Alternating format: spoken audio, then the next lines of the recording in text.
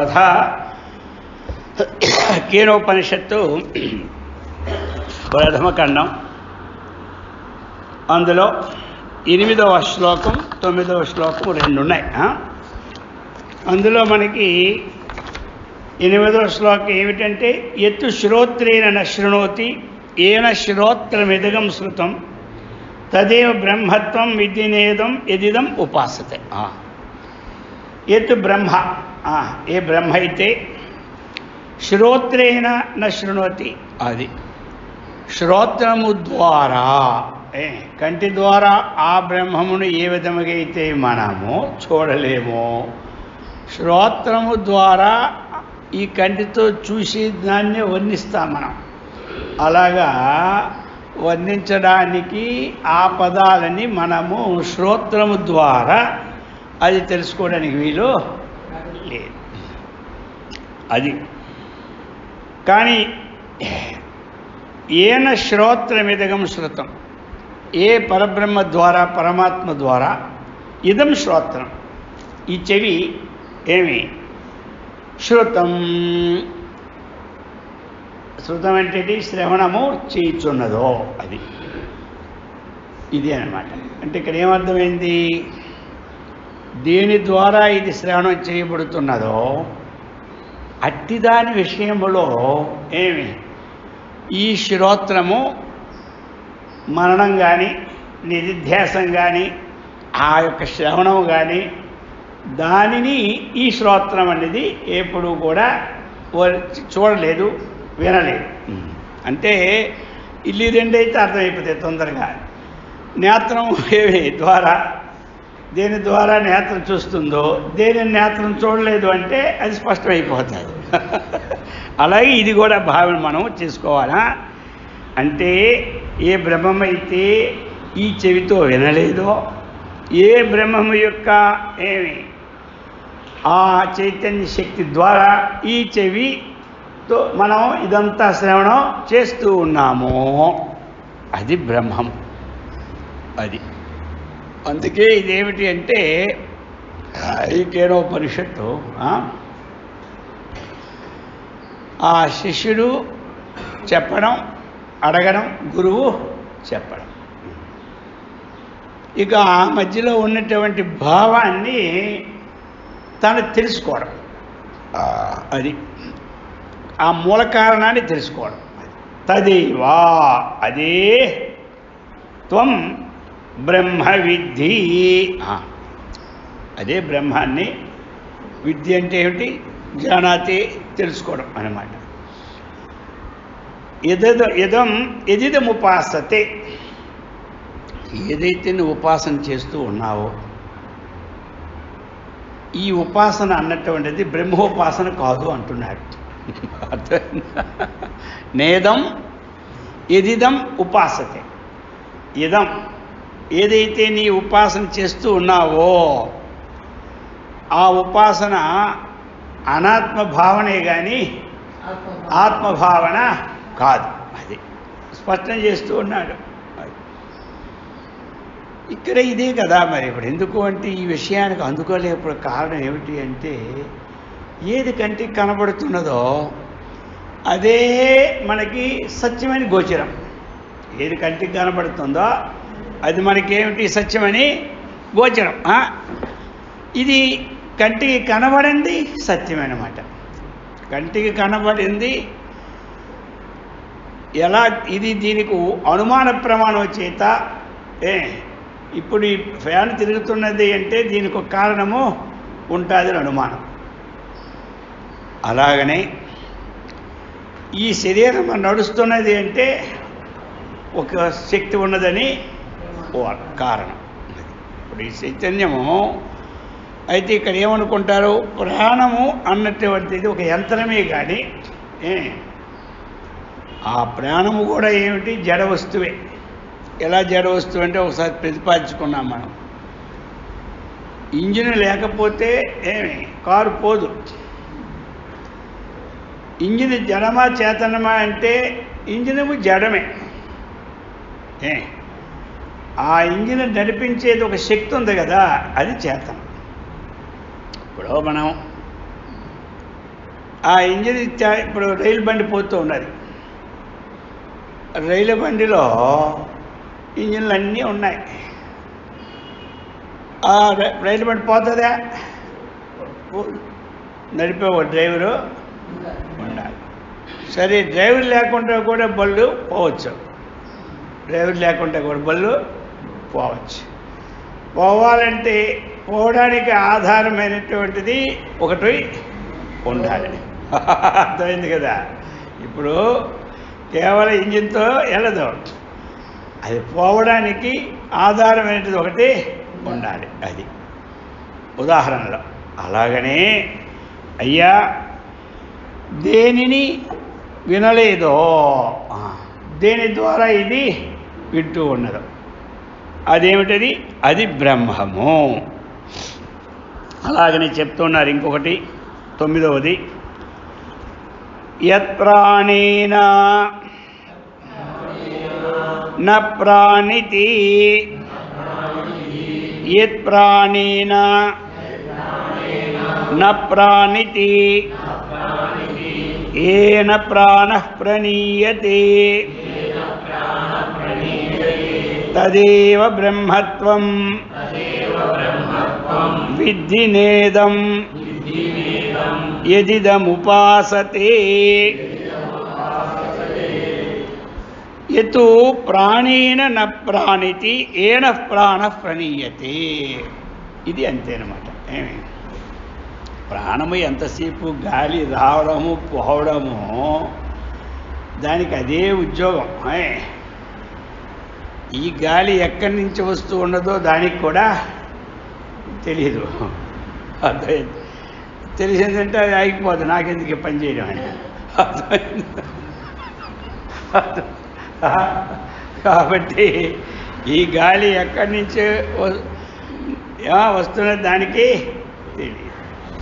అలాగే దేని ద్వారా ప్రాణం నడుస్తూ ఉన్నదో, ప్రాణము దేనిని ఏమి ప్రాణము ద్వారా ఏది తెలియబడదో అదే బ్రహ్మం అన్నమాట. చెప్పడము అలాగనమాట. అందుచేత ప్రాణం ఏం చేస్తుంది? అది దానికి పని ఏమిటి? నాసాంతర ముక్కుల్లో గాలి రావడం పోవడం, దాని పని ప్రాణం. ఈ ప్రాణం ఎలాంటిది? జడమా చేతనం అంటే జడమే. బ్రహ్మ భిన్నం సర్వం జడం. జడ వస్తువు అనేది ఏది జడము ఏది చేతనం అంటే, చేతనం ఏకమేవ, జడం నానా. జడం అనేది నానా, చేతనం అనేది ఏకమేవ. ఒకే చేతనం సమస్త ప్రపంచానికి కారణం. కాబట్టి జడ వస్తువు చేతన వస్తువుని తెలుసుకోలేదు. జడ వస్తువు చేతన వస్తువుని తెలుసుకోలేదు. చేతన వస్తువు ద్వారా జడ వస్తువు ప్రకాశింపబడుతున్నది. అది బ్రహ్మమని తెలుసుకోమన్నాడు. మనం ఈ విధముగా మరి ఈ అధ్యాయంలో చక్కగా తదేవ తదేవ తదేవ అనుకొని వచ్చాడు. యద్వాచ అనభ్యుజ్యతే ఏన వాగభ్యుజ్యతే తదేవ బ్రహ్మత్వం విద్ధినేదం యదిదముపాసతే. మనం చెప్పుకున్నాం కదా. యద్వాచ ఏ బ్రహ్మం వల్ల వాచ అనభ్యుజితం అంటే ఏమిటి? వాక్కు ద్వారా అభ్యుదితం ప్రకటన చేయడానికి నా వీడు పడదో. ఏన వాక్కు అభ్యుద్యతే దేని ద్వారా ఈ వాక్కు మాట్లాడుతూ ఉన్నదో అదేమిటది? దాన్నే బ్రహ్మం. వాక్కు చూసింది కాదు, వాక్కు చూసింది కాదు. చూసింది దాన్ని ఏం చేస్తుంది? వర్ణిస్తుంది. చూసేది కన్ను. వర్ణించాలంటే ఏముండాలి? వాక్కు ఉండాలి. చూసేది ఏమిటి? కన్ను. వర్ణించాలంటే ఏముండాలి? వాక్కు. అది అభ్యుద్యతే వర్ణన చేస్తుంది అన్నమాట. ప్రకటీకరోతి అంటే ప్రకటన చేస్తుంది. కానీ దేనిని చూసి వర్ణిస్తూ ఉన్నదో ఇది కంటితో చూడబడనిది. ఏది? బ్రహ్మం. కంటితో చూడబడనిది ఏమిటి? బ్రహ్మం. చూడబడనిది కాబట్టి ఇది చూసేది కాదు కాబట్టి వాక్కు దానిని చెప్పండి వర్ణించలేదు. అర్థమైంది కదా? నేత్రానికి గోచరమైనటువంటిది వాక్యం చేస్తుంది, వర్ణిస్తుంది. ఇది నేత్రానికి గోచరము కాదు కాబట్టి వాక్కు వర్ణించలేదు. అర్థమైందా? అందుచేత ఎందుకు వాక్కు వర్ణించలేదు అని ప్రశ్న వస్తే ఏమంటారు? వాక్కు వర్ణించలేదు ప్రశ్న వస్తే అది ఏది చూసిందో అది ఎర్రగా ఉంది, తాలకాయ దివ్య తేజస్సుగా ఉంది, దాని మీద ఒక 100 నామాల వరకు 1000 నామాల వరకు వర్ణించగలదు. ఏమిటి? వాక్కు. వాక్కు ఏం చేస్తుంది? వర్ణిస్తుంది. మనకి ఈ నామాలన్నీ ఎక్కడి నుంచి వచ్చాయి? వాక్కు నుంచి వచ్చాయి. సహస్రనామాలు కానీ అష్టోత్తరశతనామాలు కానీ ఈ నామాలు ఎక్కడి నుంచి వచ్చాయి? వాక్కు నుంచే వచ్చాయి. వాక్కు నుంచి వచ్చాయంటే ఎలాగొచ్చాయి? ఇవన్నీ కంటి చేత చూశాం. ఆ మహావిష్ణువు చేసే పనులన్నీ, శివుడు చేసే పనులన్నీ, అమ్మవారు చేసే పనులన్నీ, ఆంజనేయ స్వామి చేసే పనులన్నీ, గణపతి చేసే పనులన్నీ, ఈ పనులన్నీ చక్కగా ఏమి చూసింది? ఏమిటి? నేత్రం. చూసిన తర్వాత ఉండబుద్ధి వేస్తుంది వాళ్ళకైనా. చూడకపోతే లేనే లేదు. చూడకపోతేనే కల్పన చేసి వర్ణిస్తూ ఉంటుంటాం. అర్థమైందా? చూడకపోతేనే కల్పన చేసి వర్ణిస్తుంటాం. చూసిన తర్వాత కల్పన ఎందుకు దండగా ఇక వర్ణన చేస్తూ ఉంటాం. అందుచేత ఈ యద్వాచ అనభ్యుద్యతం ఏన వాగభ్యుద్యతే తదేవ బ్రహ్మత్వం విద్యనేదం ఎదిదం ఉపాసతే. అది చెప్పుకున్నాం. అలాగనే ఇది ఈ ప్రకారముగా మనసా నమనితే ఏమి? ఏనాహుర్ మనోమతం తదేవ బ్రహ్మత్వం విద్యనేదం ఎదిదం ఉపాసతే. అది అలాగనే ఇప్పుడు ఒకటి చూడండి. ఇక మనస్సు అన్నటువంటిది దాని పని ఏమిటి? ఆలోచన. కొంతమంది చూడండి, ఆకలిస్తే పేగులు లెక్క పెడతారంటారు. ఆకలిస్తే పేగులు లెక్క పెడతారంటారు. ఆ మనస్సుకి అంత ప్రెషర్ చాలు, మొత్తం అల్లేస్తుంది అనమాట. అంత ఆలోచన కాదు. నిద్రలో కూడా ఇది పాత వాసనలు కూడా బయటికి తీసుకొచ్చి చూపెడుతుంది. అందుచేత ఒకటి అది వర్ణింపు, ఇది చింతించడం. అది ఇదేమిటి? చింతనాత్మకం. చింతనాత్మకం అన్నటువంటిది ఇప్పుడు ధ్యానం మనం చేస్తున్నామంటే ఒక రూపాన్ని ముందు మనం చూసి వర్ణించాం కాబట్టి ఆ రూపాన్ని ఏం చేస్తూ ఉంటుంటుంది? మనసు చింతిస్తూ ఉంటుంటుంది. ఇది ఒకటి. రెండవది ఏమిటి? కాల్పనిక చిత్రం. అక్కడ ఏమి చూసేది ఉండదు, అదే చిత్రించుకుంటూ జాగ్రత్త అవస్థలను కూడా అనేక రకరకాలుగా చింతిస్తూ ఉంటుంటారు. అర్థమైంది కదా? చింతిస్తూ ఉంటుంది. చింతనకి ఈ జన్మలోనైనా చూసి ఉండాలి. అర్థమైంది కదా? పూర్వజన్మలోనైనా చూసి ఉండాలి యథార్థ చింతనకి. అర్థమైందా? అది ఆ విధంగా మనస్సు చింతించడానికి కారణం మనకి ముందు జన్మ సంస్కారమైనా ఉండాలి, ఈ జన్మలో చూసిందైనా ఉండాలి. రెండు దానికి. లేక చెవితో విన్నదైనా ఉండాలి, నేత్రంతో చూసిందైనా ఉండాలి. ఎందుకంటే ఇది అన్నిటికీ హెడ్ కాబట్టి ముక్కుతో గ్రహించిందైనా ఉండాలి, చర్మముతో ఆ యొక్క స్పర్శ అయినా ఉండాలి. ఈ అన్నిటినీ చింతించేది ఏమిటి అంటే మనస్సు. శబ్ద స్పర్శ రూప రస గంధ విషయములను ఏం చేస్తుంది? అనంతంగా చిత్రీకరించుకొని చింతిస్తూ ఉంటుంటాయి.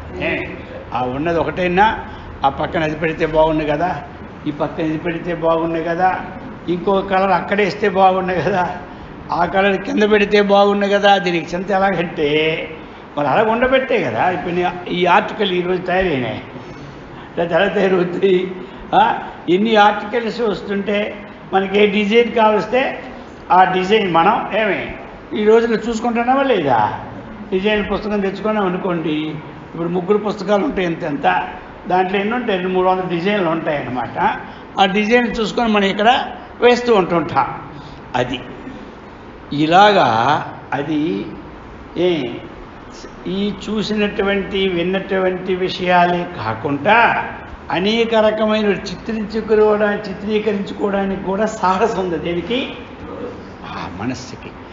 కానీ ఈ ఆత్మను ఇదమిద్దమని చిత్రీకరించడానికి దీనికి వీలు లేదు. అది చెప్పను ఇప్పుడు అందరికీ.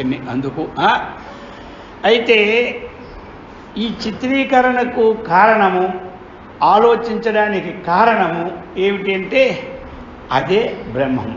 ఏది చిత్రీకరించడానికి విషయము కాదో కాబట్టి ఏ విషయాన్ని అయితే మనస్సు చింతిస్తూ ఉన్నదో తదేవ బ్రహ్మ అని మనం చెప్పుకున్నాం. ఇది ఈ విధంగా కిందటి వారం మనం అన్నీ చెప్పుకోవడం జరిగింది. అందుచేత ఆ ప్రకారంగా చెప్పి ఇప్పుడు ప్రథమ ఖండం అనేది సమాప్తి అయిపోయింది. ఇక ద్వితీయ ఖండం అనేది ప్రారంభం. ద్వితీయ ఖండంలో కేనోపనిషద్ ద్వితీయ ఖండ మొదటి మంత్రం చదవండి. యది మన్యసే సువేదేతి దభ్రమేవాపి నోనం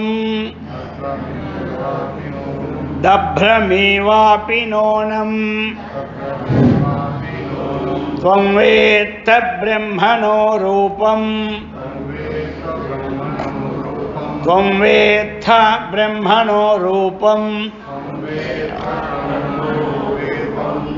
యదస్య త్వం యతు అస్య దేవేషు అథను మీమాంస్యం ఏవతే మన్యే విదితం చెప్తున్నారు. యది మన్యసే సువేదేతి దభ్రమేవాపి నోనం త్వం వేత్త బ్రహ్మణో రూపం యదస్య దేవేషు అధనమీమాంస్యమేవ తే మన్యే విదితం. ఇక ఈ ద్వితీయ ఖండంలో చింతించాడు శిష్యుడు చక్కగా. అర్థమైంది కదా?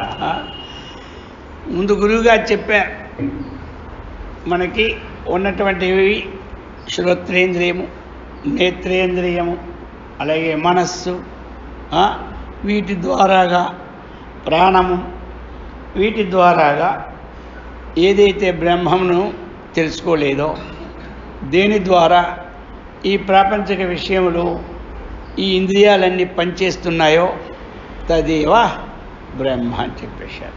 అర్థమైంది కదా? మరి చెప్పిన తర్వాత శిష్యుడు ఊరుకుంటాడా? దాన్ని పరిశోధన చేస్తాడనమాట. దాన్ని అందుచేతనే హేయం ఈ ప్రకారముగా హేయోపాదేయ విపరీత త్వం ఆత్మ బ్రహ్మ ఇది. కాబట్టి హేయం అంటే ఇది విడిచిపెట్టడం, ఉపాదేయం అంటే స్వీకరించడం. హేయోపాదేయ విపరీతం అదే అనమాట. కాబట్టి విడిచిపెట్టేది కన్నా గ్రహించేదానికన్నా భిన్నమైనటువంటిది విపరీతం అంటే. బ్రహ్మ ఎలాంటిది అంటే విడువదగినది కాదు, గ్రహించదగినది కాదు, రెండింటికి భిన్నమైనది. విపరీతం అంటే రెండింటికి ఇది భలే విపరీతంగా ఉన్నాడు అంటారు. అంటే అటువంటిది. త్వం ఆత్మ బ్రహ్మ ఇతి. కాబట్టి ఇది శిష్య అహమేవ బ్రహ్మ ఇతి సుష్టువేద అహం ఇది మా గృహీయాత్ ఇత్యాశయ ఆహ ఆచార్య శిష్యబుద్ధి విచరణార్థం ఇది అన్నటువంటిది. కాబట్టి శిష్యుడు ఇది ఇలాగా విడువదగినది, విడువ ఏమి రానిది, దీనికంటే భిన్నమైనటువంటి ఆత్మ నేను అన్నటువంటి బుద్ధి కానీ శిష్యుడికి కలిగిందా అన్నటువంటి భావాన్ని ఆలోచించి ఆచార్య ఆహా ఏమి ఆచార్యుడు చెబుతూ ఉన్నారు. శిష్యబుద్ధి విచారణార్థం, శిష్యుని యొక్క బుద్ధిని పరిశోధనార్థం. అది ఏమిటని, ఇది మన్యసే సువేదీతి. ఏయా శిష్య, ఇంతవరకు ప్రథమ ఖండంలో విన్నావు కదా, అది ఒకవేళ మన్యసే ఈ విధంగా నీవు తలంచినట్లు అయితే, ఏ విధంగా ఆ విధంగా ఏది చెప్పామో ఆ విధంగా నీవు తలంచినట్లయితే, ఏది అంటే ఒక పక్షంలో, ఏది అంటే ఒక పక్షంలో మన్యసే సువేద. సువేద అంటే ఏంటి? వేద అంటే తెలుసుకోవడము, సువేద అంటే బాగుగా తెలుసుకోవడం. అర్థమైంది కదా. వేద ఇటు జానాతి తెలుసుకోవడం. కాబట్టి సువేద అంటే ఏంటి? బాగుగా తెలుసుకున్నాను అని. దేన్ని? బ్రహ్మణ రూపం, బ్రహ్మ యొక్క రూపాన్ని నేను బాగుగా తెలుసుకున్నాను అని ఒకవేళ మన్యసే. మన్యసే అంటే ఏంటి? భావించినట్లు అయితే. ఏం మొక్క అర్థమైంది? నేను గురువు శిష్యుణ్ణి అడుగుతూ ఉన్నాడు, ఎలాగా నేను బ్రహ్మ రూపాన్ని చక్కగా తెలుసుకున్నాను అన్నట్లు నువ్వు అయితే, నీ భావన అలా ఉంటే ఏమిటి? దభ్రమేవాపి నోణం. దభ్రం అంటే ఏమిటి? అల్పం. మనం తక్కువ అంటాం కదా. దభ్రం అంటే అల్పం, నోణం అంటే నిశ్చయం. దభ్రమేవాపి అల్పం అది. కాబట్టి దభ్రమన్న అల్పన్న ఒకటే. దభ్రమేవాపి నోణం, నేను బాగుగా తెలుసుకున్నాను నువ్వు అన్నట్లయితే నువ్వు తెలుసుకున్నది ఏమిటి? అల్పమే. అది ఇప్పుడు అందరికీ అర్థమైంది ఈ ముక్క. నేను బ్రహ్మాన్ని బాగుగా తెలుసుకున్నాను అన్నాడు అనుకోండి, అది అల్పమే అంటున్నాడు. అర్థమైంది కదా. కొండంత కాదు. ఆత్మతత్వానికి అన్నటువంటిది ఇది చాలా ముఖ్యమైనది. ఏమిటి? కేనోపనిషత్తు. తర్వాత వచ్చే కథ కాదు కానీ ఇవి అయిపోయింది, ఇప్పుడు అవుతున్నది. ఖండాలు రెండు ఇంపార్టెంట్ అది. కాబట్టి నోనం అన్నాడు. అందుకే ఇది మన్యసే సువేదేతి దభ్రమే వాపి నూనం త్వం వేత్త బ్రహ్మణో రూపం.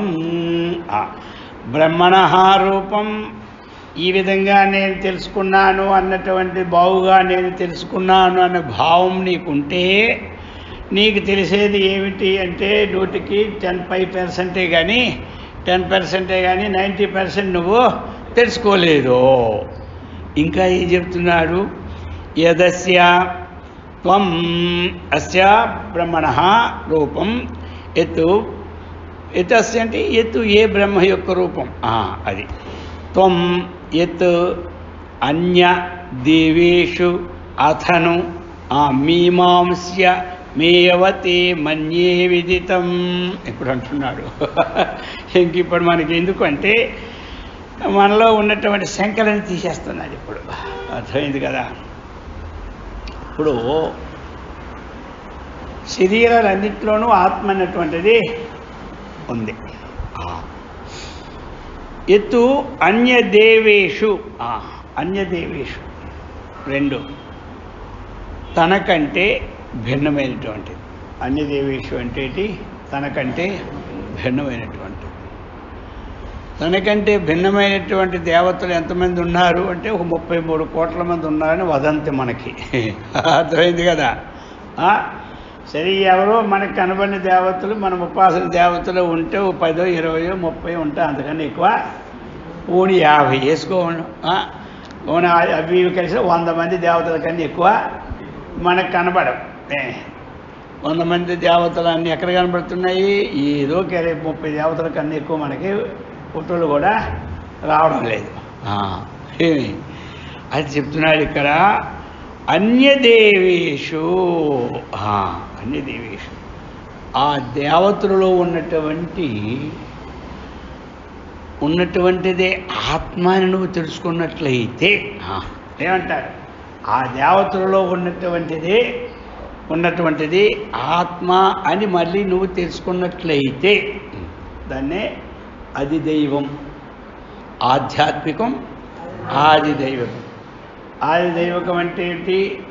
ఈ దేవతల్లో ఉన్నటువంటిదని ఒకవేళ ఆత్మను నువ్వు తెలుసుకున్నట్లయితే, ఆధ్యాత్మం అంటే ఈ శరీరాల్లో ఉన్నదే ఆత్మను నువ్వు తెలుసుకున్నట్లయితే, అక్కడ రెండు స్ఫురింపజేశారు భాష్యకాలు, రెండు ఇచ్చున్నాడు. ఆధ్యాత్మికం, ఆదిదైవికం, దేవేషు అనే పదానిగా. ఒకవేళ అతను అన్య దేవేషు, కాబట్టి ఈ దేవతల్లో ఉన్నదే ఆత్మ అని అనుకుంటే అప్పుడు నీకేమిటంటే అది కూడా దబ్రమేవాపి నోణం, అది కూడా అల్పమే. ఏమంటారు? ఎందుకంటే లోకంలో అది ఉంది. అర్థమైంది కదా.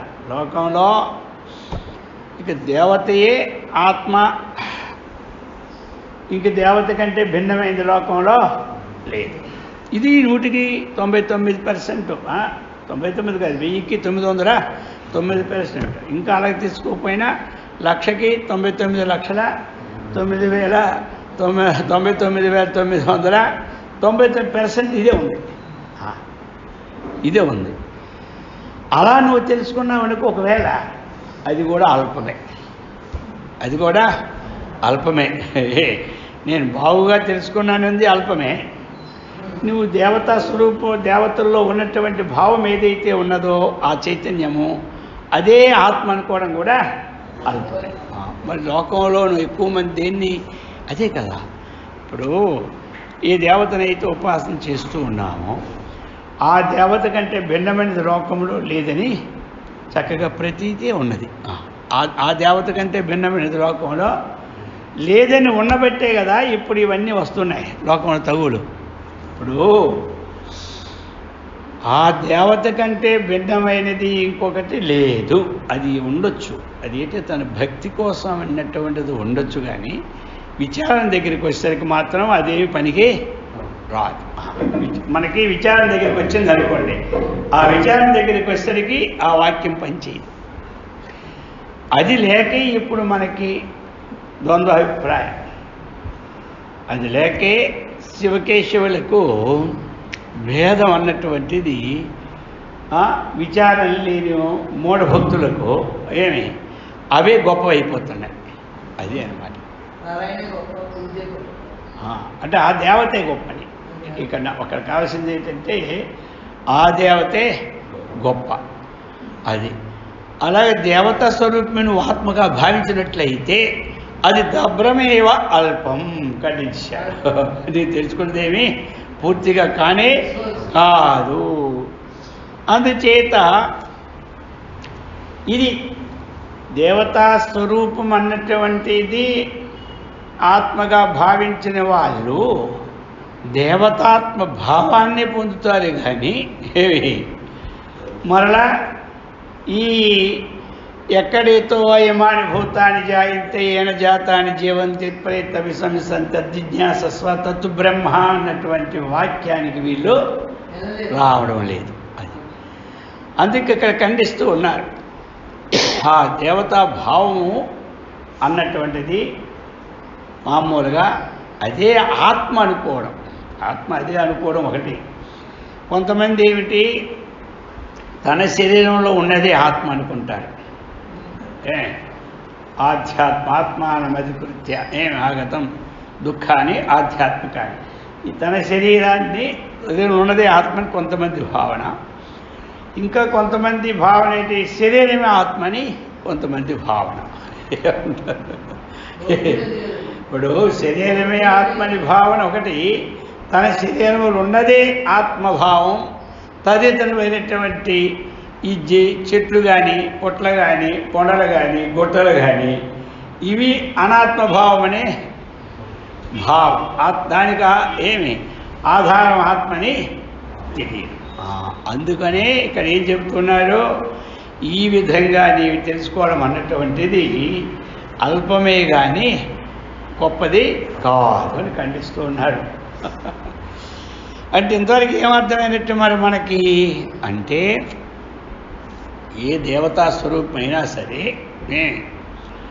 ఆ దేవతా స్తుతి మంచిదే కానీ, ఆ దేవతను ఆరాధించడం మంచిదే కానీ, ఆ దేవత ఒక్కటే పరమాత్మ అనుకోవడమే అది కూడనిది అన్నటువంటి భావం చెప్తూ ఉన్నారు ఇక్కడ. అది అన్నమాట.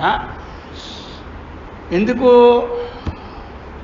వర్ణించే వర్ణన కన్నా చూసే రూపాల కన్నా అతిథి ద్వాచ ఇన్ మనస యద్వాచ ఇన్ మనస, ఈ రెండు నా అన్నాడు కదా. వాక్కుల చేత వర్ణించడానికి వీలు పడదు, మనస్సు చేత చింతించడానికి వీలు పడదు. మనస్సు చేత చింతించేది దేవతా స్వరూపమే, వాక్కు చేత వర్ణించేది దేవతా స్వరూపమే. అందుచేత దేవతాత్మభావము అన్నటువంటిది ఇక్కడ ఎందుకంటే సూక్ష్మమైన విషయానికి వెళ్ళాడు కాబట్టి దాన్ని అక్కడ ఖండించాడు. ఇందులోను అది చెప్తూ ఉన్నారు. మరి దీనికోసం ఏమిటి మొత్తం భాష్యకారులు అయితే అని ఇచ్చేశారు చక్కగా.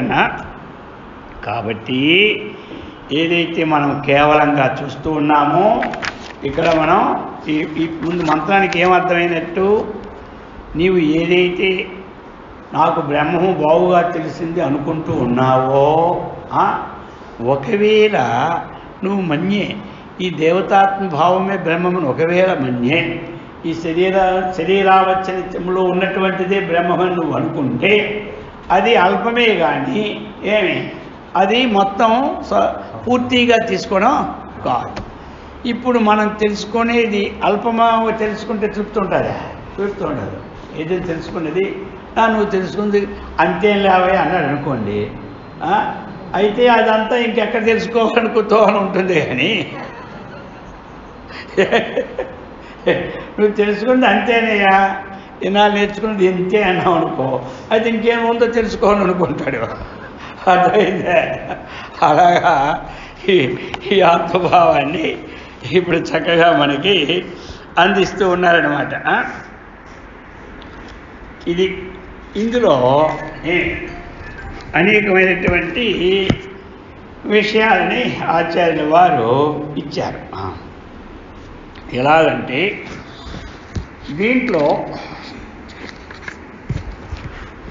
బ్రహ్మాన్ని చక్కగా ఎరిగి తిని అన్న భావం ఉంది కదా, ఎరిగి తిని అనే భావము దేని చేత ఎరగడం అని ప్రశ్న మొదలే చెప్పేశాడు. ఈ 5 వస్తువుల ద్వారాగా జ్ఞానేంద్రియాల ద్వారాగా అది గ్రహించుడికి వీలు లేదు. దాని శక్తి ద్వారా జ్ఞానేంద్రియాల విషయాలని గ్రహిస్తూ ఉన్నప్పుడు నేను బాగుగా గ్రహించాను అన్నమాట ఒకటి పొసగదు. ఇది మన్యసి, అందుచేతే అది నూనం అన్నటువంటి విషయాన్ని మనకి చెప్పుకొచ్చేశారు. ఈ ప్రకారముగా ఎందుకు అంటే దానిని మనకు కొన్ని దాంట్లో ఉదాహరణ ఇచ్చారు. ఎలాగా? అశబ్దం, అస్పర్శం, అరూపం, అవ్యయం, తథా, అరసం, నిత్యం, అగంధవచ్చ ఎత్తు. ఇది ఏం చెప్పింది? శృతి చెప్పింది. ఇదేదైతే చెప్పిందో వీటి ద్వారా గ్రహించే వీడు కాదని ఇంకొక ప్రమాణ శ్లోకం ఇక్కడ యాడ్ చేశారు. అర్థమైంది కదా? ఒకరు చెప్పిన దానికి ఇంకొకరు అది నిజమే అన్నారు అనుకోండి, ఆ పక్క ఇంకొకరు ఏమంటారు అది నిజమే అన్నారు అనుకోండి, ఏమైంది? దానికి బలమైంది. అది నిజమైనాక సరే అది కాదు అన్నారు అనుకోండి, ఆ పక్క అది కాదు అన్నారు అనుకోండి, ఏమైపోయింది? అది దాని బలం తగ్గిపోద్ది. వాడనే మాటకి కాదు అన్నవారి సంఖ్య ఏమవుద్ది? బలం తగ్గిపోద్ది. అవును అన్నవారి సంఖ్య ఏమిటి? బలం పెరుగుతుంది. ఇది అన్నాడు. అలాగనే అయ్యా బ్రహ్మానికి అల్పరూపము అన్నారు కదా, అల్పరూపం అన్నారు కదా. అల్పరూపము అంటే దానికి రూపం ఉందా? కొంచెం రూపం తెలుసుకున్నది నీవు అల్పమే అన్నావు కదా. అల్పము అంటే ఏమిటది? అల్పం అంటే నువ్వు తెలుసుకున్నది అల్పము అంటే అడగండి మళ్ళీ ఆ తర్వాత తెలియదు అందాం. నువ్వు తెలుసుకున్నది అల్పము అంటే అది బ్రహ్మంలో భాగము. ఆ కొంచెమైనా ఎలా తెలుసుకున్నావు? అది ఊహించని రూపం ఉండాలి కదా. అప్పుడు బ్రహ్మానికి రూపం ఉండదా అని ప్రశ్న వస్తుంది. ఇప్పుడు అర్థమైంది కదా నీకు ముక్క. నువ్వు అల్పమే తెలుసుకున్నట్లు అన్నారు అనుకోండి గురువుగారు. శృతి చెప్పింది కదా అల్పమే తెలుసుకున్నావని. అల్పమే తెలుసుకుని పట్టుకున్నప్పుడే పట్టుకుంటాడు. దేని ద్వారాగా తెలియని వస్తువుని అల్పమే తెలుసుకున్నావంటే ఇక బ్రహ్మగా అప్పుడు నామము రూపము ప్రసిద్ధమే కదా అన్నటువంటి విషయం వస్తే అది ఎందుకు అంటే ప్రసిద్ధమో ఏమి కాదయా అని చెప్పడానికి. అంటే పూర్వపక్షం ఏదైనా సరే అల్పము అన్నా తొల్పమని అంటనే పట్టుకుంటారు. అందుకనే అది చక్కగా ఇప్పుడు భగవద్గీతలో కూడా ఆయన నవ్వాడని చెప్పలేదు. ఆయన నవ్వారని చెప్పలేదు. ఏం చెప్పాడు? హసన్ని ఇవ అక్కడేంటి నవ్వినట్టు నవ్వాడు అంతే. ఏమి నవ్వినట్టు నవ్వాడు. ప్రవిష్ట ఇవ ప్రవిష్ట తత్సృష్ట్వా తదను ప్రవిశ్య. అర్థమైందే? ఇది సృష్టించి ఇందులో ప్రవేశించాడు అంటారు. ఎలాగా? భగవంతుడు ఈ దేహాన్ని సృష్టించాలనుకోండి, పోనీ అందులో ప్రవేశించాలనుకోండి. ఓ పుట్టను పెట్టి పుట్టలోని పాము ప్రవేశించినట్టు కాదు. అందుకని భాష్యకారుడు ఇటువంటి ప్రమాదాలకు గురి మొత్తం చెరగొడతారని అక్కడ ప్రవిష్ట ఇవ ప్రవేశ, ప్రవేశించినట్టే ప్రవేశం, నవ్వినట్టే కానీ నవ్వడం కాదు. అలాగనే ఏమి కాబట్టి ఇక్కడ ఏమిటి? బ్రహ్మకి అల్పము అన్నటువంటిది దబ్రమేవా అల్పమేవా.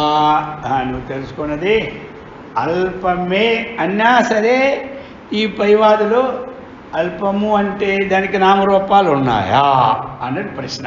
వాదులు అక్కడే బ్రహ్మకు అల్పరూపము గలవా అని వాదులు ఏం చేస్తారు? ప్రశ్న వేస్తారు. కాబట్టి వాళ్ళనేది ఏమీ తప్పు కాదు. అందుకు ఇక బ్రహ్మకు నామరూపాలు లేవు. కలిగాయంటే ఏం చెప్తాం మనం? ఉపాధివశాత్తు నామరూపాలు చెప్తాం అంతే. మనం ఏం చెప్తాం? కలిగాయంటే రూపాలు ఉపాధివశాత్తే నామరూపాలు, కానీ స్వతగా బ్రహ్మకు నామరూపాలు లేవు. ఎలాగంటే ఘటాకాశం, మఠాకాశం, జలచంద్ర అలాగని బావి ఉంటాయి కదా కూప, అలాగని తటాక. ఎలాగైతే ఉపాధి వల్లను ఆయా చంద్రుడికి వివిధమైన రూపాలు వచ్చాయో అలాగే ఉపాధి వల్లనే ఆత్మకు మనం వివిధ రూపాలని కల్పించుకుంటూ ఉన్నాం. అయితే దానికి రూపము ఉందా లేదా అన్నటువంటిది మళ్ళీ శృతే చెబుతుంది అని ఏమి ఆ నిరుపాధిక రూపమైన బ్రహ్మకు వేదాంతం ఇక్కడ చెప్పింది అని చెప్పినా ఇంక దానికి ఏమిటంటే అశబ్దం అస్పర్శం అరూపం అవ్యయం తథా అరసం నిత్యం అగంధవచ్చ ఎత్తు శబ్దాదులతో పాటు బ్రహ్మకి ఏ రూపురేఖలు లేవని ఏమి ప్రత్యేకమైన బ్రహ్మములో లేవని నిషేధం అన్నమాట. ప్రత్యేక బ్రహ్మం నిషేధవాక్యాలు. అది అంటే నిషేధవాక్యాలంటే ఎలా నిషేధం? ఇక్కడ మనకి బ్రహ్మలో ఇవి లేవని నిషేధం అన్నమాట. అంటే వేవి లేవని బ్రహ్మలో శబ్దము స్పర్శము రూపము రసము గంధం ఇవే కదా వెళ్ళదీసుకోవడానికి మనక ఈ 5 కూడా ఏమి లేవు. అందుచేతే నిర్వాణ షట్కంలో ఇవన్నీ శంకరాచార్యులు పేర్కొన్నారు హాయిగా. ఇవన్నీ లేవని ఖచ్చితంగా రాసి చిదానంద రూపం శివోహం శివోహం అది మననానికి యోగ్యమైంది. అది ఆత్మజ్ఞాన మననానికి ప్రతినిత్యం మననం చేయవలసింది ఏమిటంటే నిర్వాణ షట్కం. అది ఒకటి. అలాగనే ఇప్పుడు ఈ పృథివ్యాది పంచభూతాలు మనకేమిటి ఉన్నాయి. ఇప్పుడు ఏమైపోతున్నది అంటే బ్రహ్మ చైతన్యము ద్వారా ఏదైతే ఉత్పత్తి అయినవో ఉత్పత్తి అయినవే సాక్షాత్ బ్రహ్మముగా లోకములో భాషిస్తూ ఉన్నవి. అది అన్నమాట. ఏది ఉత్పత్తి అవుతున్నదో ఉత్పత్తి అయినటువంటిదే బ్రహ్మరూపంలో పరిణామం చెంది ఉన్నది. ఆ రహస్యాన్ని మనకి ఇప్పుడు భూమి ఉన్నది, దేవతగా మనం ఉపాసన చేస్తాం. జలం ఉంది, జలదేవత గంగాదేవి, అగ్నిదేవత నిత్యం అగ్నిహోత్రం జరుగుతూనే ఉంటుంటుంది మనకి. ఇక వాయుదేవత, ఇప్పుడు అందరూ వాయు ఉపాసనలు ఎక్కువైపోయినాయి, అర్థమైంది కదా. ఆకాశ దేవత, ఇక ఆకాశం లేకపోతే మేడలే కట్టలేము. అందుచేత ఈ విధముగా మనకి ఈ ఉపాసనా రూపములన్నీ ఏంటి అంటే గడ్డి మొలచి ఆ వేసిన మొక్కను కప్పేసేటట్టుగా పొగ వచ్చి అగ్నిని కప్పేటట్టుగా, అలాగనే ఇందులో ఉన్న మాయ వచ్చి సంచి ఆ పిల్లవాడిని కప్పేటట్టుగా, ధూళి వచ్చి అద్దాన్ని కప్పేటట్టుగా ఇది ఆ రహస్యమైనటువంటి విషయాన్ని తెలియకుండా కప్పిపించేస్తున్నాయి అన్నమాట. ఆ కప్పినటువంటి ఏదైతే కప్పబడి ఉన్నదో కప్పబడినటువంటి దానిని బ్రహ్మముగా ఉపాసనలో ముఖ్యమైపోయింది. కాబట్టి నా ఎదిదం ఉపాసతే, నా ఎదిదం ఉపాసతే. నువ్వు ఏది ఉపాసన చేస్తూ ఉన్నావో అథ దేవేషు ఏ దేవతలను ఉపాసన చేస్తూ ఉన్నావో అది బ్రహ్మమో కాదు. మీమాంస్యతే మన్యే విదితం అన్నాడు. శ్లోకం చివరిలో ఏమన్నాడు? మీమాంస్యం, అది విచారించదగిన విషయం అని చెప్పాడు. అర్థమైంది కదా. మీమాంస అంటే పూజిత విచార. కాబట్టి ఇది విచారించదగిన విషయం ఏమిటి? బ్రహ్మ విషయం అన్నటువంటి. కాబట్టి బ్రహ్మ చైతన్య విశేషంతో ఇప్పుడు మనకి ఇదంతా నిరూపణ జరిగింది.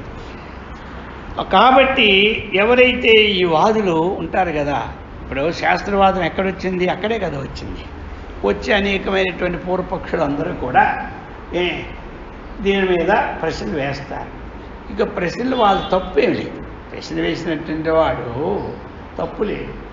చంద్రుడు అనేక రకాలుగా కనబడుతున్నాడని చెబుతూ ఉంటుంటాడు. కానీ ఉపాధి లేనప్పుడు ఆ చంద్రుడు ఎక్కడ కనబడతాడు? అది కదా. ఉపాధి లేనప్పుడు చంద్రుడు ఒకటే కనబడతాడు. సూర్యుడు కానీ ఒకటే కనబడతాడు. ఉపాధి లేనప్పుడు ఒకటే కనబడతాడు. ఏం ఉపాధి? అది నీరు ఉపాధి. నీరు 10 రకాలుగా మనకు ఉంటుంటుంది. 10 ఉపాధులు. అలాగనే ఈ శరీరాలు 33 కోట్ల దేవతలు, మానవులు, పశువులు, పక్షులు ఇవన్నీ కూడా ఉపాధులు.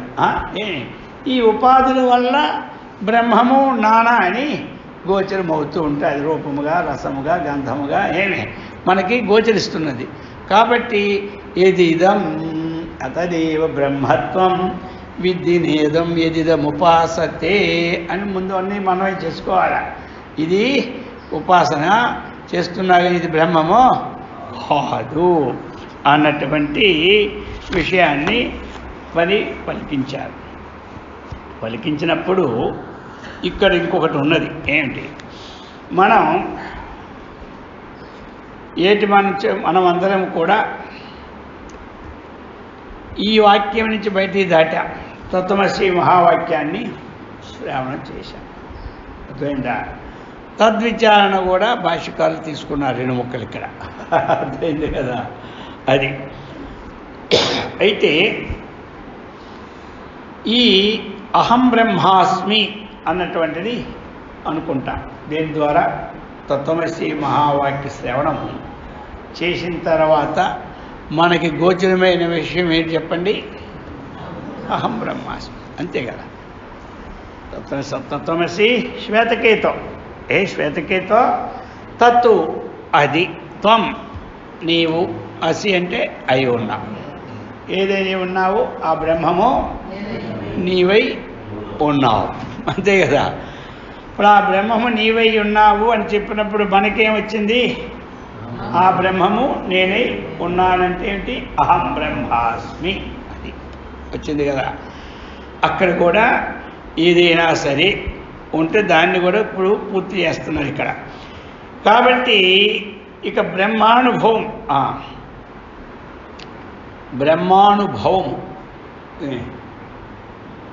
ఇక్కడ చెప్పుకున్నంత వరకు అనుభవం ఒక మాట వరుసగా అనుకోవాలి.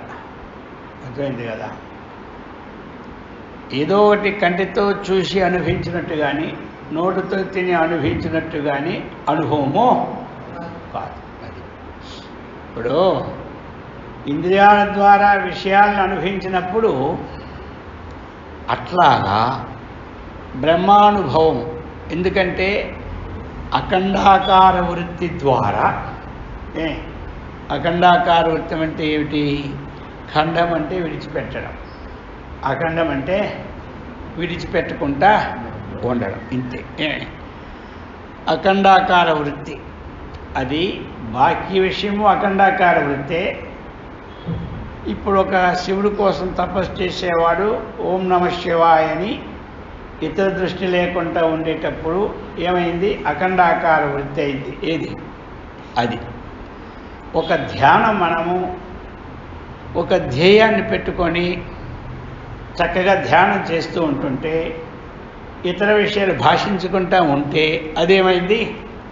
అఖండాకార వృత్తి. అఖండాకార వృత్తి అన్నటువంటి అది అఖండాకార వృత్తి. ఆ అఖండాకార వృత్తి వల్ల వాళ్ళ సగుణ బ్రహ్మ సాక్షాత్కారము కలుగుతూ ఉన్నది. అలాగే ఇక్కడ ఒక విషయం నందు మనం అఖండాకార వృత్తి పెట్టుకుంటే ఆ విషయం సిద్ధించిన దాకా నిద్ర మనకి పట్టదు, అంతే కదా. ఏదో ఒకటి వండుకొని తినాలనుకున్నాము, అది ఆ వృత్తి అఖండాకారం వచ్చింది అనుకో, తప్పకుండా అది వండి తింటాం. అలాగే బజార్లో వస్తువు వచ్చింది, ఇక ఆ వస్తువు మనం వెళ్ళాలా, తెచ్చుకోవాలా, రేపు వెళ్తే ఉంటాయో ఉండవో, ఈరోజే వెళ్ళాలి, ఈ విధంగా వృత్తి అతదేకంగా కూడా దాన్ని ఏమంటారు? ఇవన్నీ అఖండాకార వృత్తులే.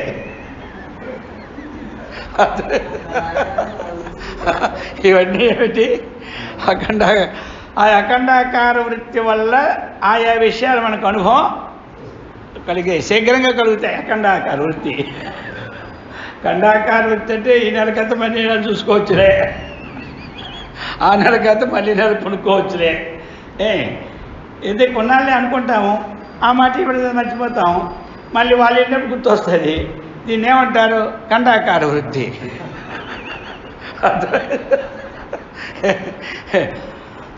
తదేకంగా అదే వృత్తి ఉందనుకో. ఇప్పుడు బజార్కి వెళ్ళి ఆ సామాను కొనాలనేది వదలకుండా రోజు 10 రోజులు పెట్టి ఉందనుకోండి, నిద్ర పడుతుంది మనకి. ఆ వస్తువు ప్రాప్తమైతే అప్పుడు మనకి ఆ వస్తువు యొక్క సాక్షాత్కారం అయితే అక్కడికి తృప్తి పడిపోతుంది. అలాగనే మనం యోగ చిత్తవృత్తి నిరోధ అనుకున్నాం. ఈ చిత్తవృత్తిని నిరోధించడానికి మనం ఏం చేస్తూ ఉన్నామంటే, ఇప్పుడు ఈ విషయాలు యుక్తాయుక్త విచక్షణ ద్వారా తత్వమసి మహావాక్య శ్రవణం చేసి అంతకుముందు అఖండాకార వృత్తులు మనలో బాగుగా వెలసిల్లు ప్రకాశించి ఉన్నవో వాటిని అన్నిటినీ మనం ఇప్పుడు తత్వమసి ద్వారా ఇది కాదని ఆ వృత్తులన్నీ ఏం చేసాం, ఖండాలుగా చేసాం. ఇప్పుడు ఆ వృత్తి వచ్చినా మనకి అఖండంగా తయారయ్యే ప్రశ్నే లేదు. ఏమంటారు, ఇంతకుముందు వృత్తులు వచ్చినా అది ఏదో ఒక విచారం చేసి దాన్ని ఖండించడమే కానీ ఆ వృత్తిని బలపట్టే వృత్తులు మన దగ్గర ఇప్పుడు లేదు. అంతకుముందు ఆ వృత్తిని బలపట్టే వృత్తులు ఉదయించి, అర్థమైంది కదా. ఎవడు తప్పు చేశారు అనుకోండి, ఎవడు తప్పు చేయడయ్యా, తప్పు చేసిన వాళ్ళు 100 మందిని తెచ్చుకుంటాం మనం బలం. ఎందుకంటే మనం ఆ తప్పుడు పని చేయాలి కాబట్టి ఈ వృత్తులు బలం వల్ల ఏమైపోయింది, ఇక దానికి అలాగే ఏమంటారు. ఇప్పుడు మనం ఈ విధంగా వృత్తి నాశనం కాదు.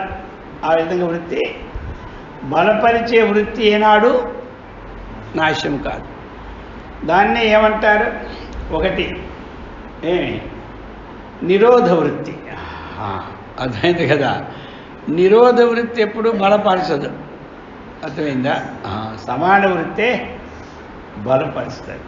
అది అందుచేత తత్వమసి మహావాక్యం మనం శ్రవణం చేసిన తర్వాత మనకి అంతకుముందున్న వృత్తులు ఏవి, ఇది కాదని అనుకోవడం, ఇది ఏమనుకోవడం, ఈ వృత్తి కాదు. నా ఇదం ఉపాసతే, ఇదం వృత్తి నా ఉపాసతే, ఇది ఉపాసించిన యోగ్యమో కాదు. తదేవ బ్రహ్మత్వం, త్వం నీవు తదేవ బ్రహ్మగా ఎరుగన్నాడు పూర్వం. ఇదం ఏ వృత్యాత్మకమైన అంతఃకరణ వృత్యాత్మకమైనటువంటి నీకు రూప ధ్యానాదులు ఉన్నాయో ఇదం నా ఉపాసతని ఖండించాడు, బాగానే ఖండించాడు ఉపనిషత్తులో.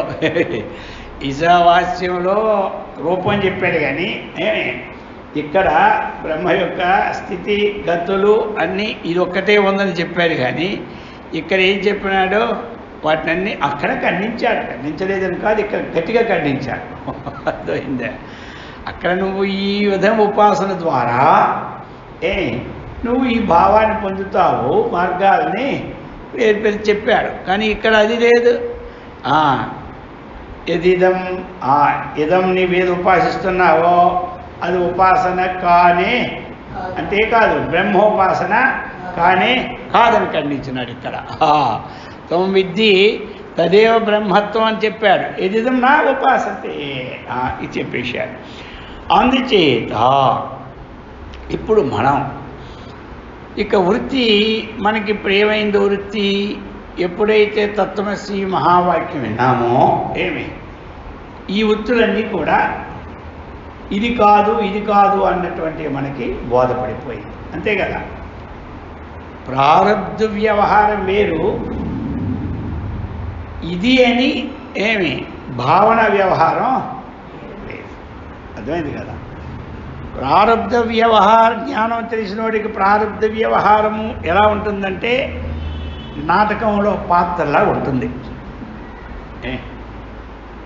జ్ఞానం తెలిసిన తర్వాత ఈ వ్యవహారం ఎలా ఉంటుంది, నాటకంలో పాత్రలా ఉంటుంది. నాటకంలో పాత్ర ధరించిన వాడికి అది నాటకమని తెలుసు, సత్యమని. వాడు ఎన్ని అబద్ధాలు ఆడినా అక్కడ సత్యహరిత్రని పేరు పెట్టుకొని వాడు ఆ డ్రామాని పూజిస్తాడు. కానీ చిచ్చి నేను అబద్ధాలు ఆడుతున్నాను కాబట్టి నేను సత్యహరిత్ర కానని అక్కడ అన్నాడు అనుకోండి, ఎక్కడ మొత్తం డ్రామా ఫెయిల్ అయిపోద్ది. అర్థమైందే. వాడు ఈ సత్యం కూడా నేను కాదని వాడికి తెలుసు. ఏమిటి నేను ఈ గుణాలు నాలో లేకపోయినా ఈ గుణములతో నేను డ్రామా చేస్తున్నానంటే ఈ గుణములు కూడా నేను కాదని తెలుసు వాడికి. వాడి అది బాగా పాత్ర పోషిస్తుంటాడు. అలాగనే మనకి ఎంతవరకు తత్వమసి మహావాక్యం కలగలేదో అంతవరకు ఇది సత్యవద్భాసతే. ప్రపంచం వల్ల ఏమిటి? సత్యమే. ఇందులో అసత్యమైన మాటే లేదు. ఎందులో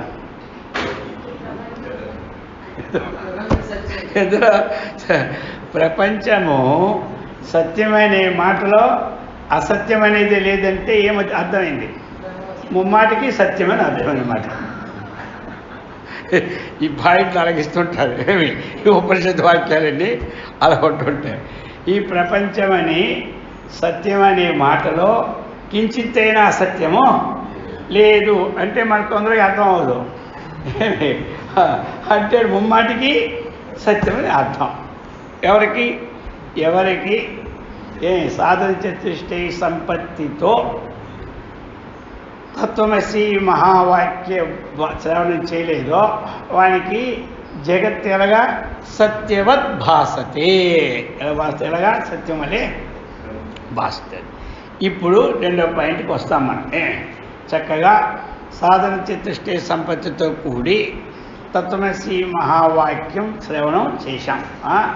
చేసిన తరువాత అంతకుముందు ఏ ఏ వృత్తులైతే మనలో ఉన్నాయో ఇప్పుడు ఆ వృత్తులు సత్యమా అసత్యమా అన్న భాషణ మనకు వస్తే ఏమైపోయింది? అసత్యమైపోయింది. అది ఇప్పుడు ఏమిటి? తత్వమసి మహావాక్యము ద్వారా అహం బ్రహ్మాస్మి అన్నటువంటి వృత్తి ఒక్కటే సత్యము, తద్భిన్నము లేని వృత్తులన్నీ అసత్యము అన్నటువంటి విషయాన్ని వచ్చేసాయి. ఉంటుంది మన అభిమానం. నా వస్తువు కాదన్నప్పుడు ఎంత ఉంటుంది అభిమానం? ఇది అనమాట. ఏమంటారా? నా వస్తువు అనేటప్పుడు దాని మీద అభిమానం ఎక్కువ ఉంటుంది. నా వస్తువు కాదనేటప్పుడు అది. నా వస్తువు అనేటప్పుడు ఇంట్లో పెట్టుకుంటాం. నా వస్తువు కాదంటే కింద పెట్టవయ్యా అంటాం. ఎందుకది పోయినా ఇప్పుడు అంతే కదా. ఇప్పుడు ఏమైనా ముఖ్యం అముఖ్యం వచ్చిందనుకోండి, మంచివే తెచ్చారు, సముద్రంలో రాళ్ళు దగదగా మెరుస్తున్నాయి, కానీ అవి బీరువాలో పెట్టుకోం. వజ్రాలు రత్నాలు అయితే బీరువాలో పెట్టుకుంటాం. అంత మంచివైనా అవి ఏం చేస్తాం? పైనే పెడతాం. అయ్యి ఎంత మంచి అయితే ఏముందిలే, ఇది ఒక 100 రూపాయలు రావాలా పాడా, మొత్తం చూడడానికి ఏదో బాగుందంటాం, అది బయట పెడతాం.